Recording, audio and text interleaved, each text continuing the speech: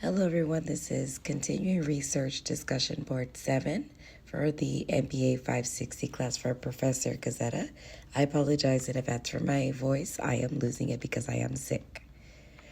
So my program name is Bithia's Family Services that I have chosen for our project.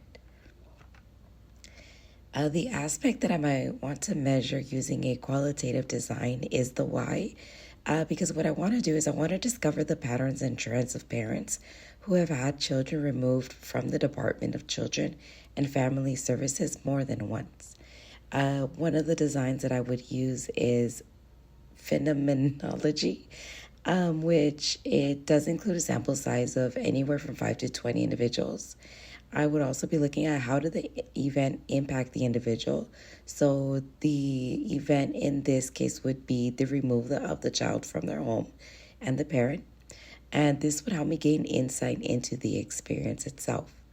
The second design that I would use is case studies. I would be examining one person or small number of people, and that would be reviewing the case studies in depth over a long period of time. The research question that I would ask is, what factors influence a parent's inability to not be able to reunify with their children? One of the ways I can collect the data is through interviews and observations. That would mean interviewing the parents who have had children removed from them and talking to them about their experience, and also observing when they have their family time with their children. As far as the validity of concern, I guess it would be how successful is the reunification process, and kind of looking at more of what successful means. And I say this because sometimes successful means that a parent does the programs that they have to do, but there's no actual behavior change. But because the court is pretty much like, well, they did what they had to do, it's measured as success. However, sometimes we have a lot of families that end up back with the Department of Children and Family Services and have their children removed again. So my validity of concern would be, how would I be measuring success in this process?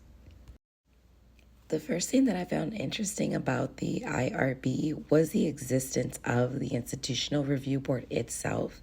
I thought that this was something great to have for individuals who are going to be going into research. This is not an institution that I had knowledge about. I had never heard before. And so it's kind of refreshing to hear that when someone wants to do research, there's a committee that's going to review everything and make sure that it's ethically right and it's protecting those individuals who are going to be part of this.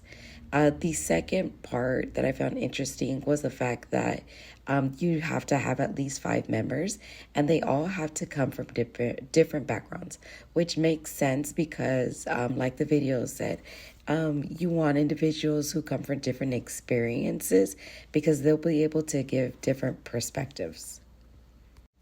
Thank you, everyone, for viewing my presentation, and having patience with me while I have a lost voice. Thank you.